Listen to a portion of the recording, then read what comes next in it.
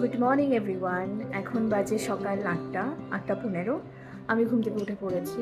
আর আজকে ফ্রাইডে, তো আজকে কোনো টেনশন নেই, না ইউনিভার্সিটি যাওয়ার টেনশন, না পড়াশোনার টেনশন। আজকের দিনটা একদম ফ্রি। চলো একটু বাইরের ভিউটা দেখা যাক।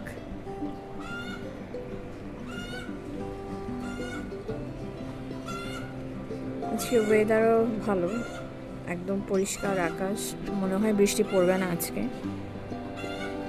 এখানে মুরগির ডাক শুনতে পাচ্ছেন নিশ্চয়ই, এটা হচ্ছে এইখান থেকে আসছে, এটা এটা হচ্ছে মুরগি ঘর। চা খাইনি এখনো, তো চা বানাবো, তারপর খাবো।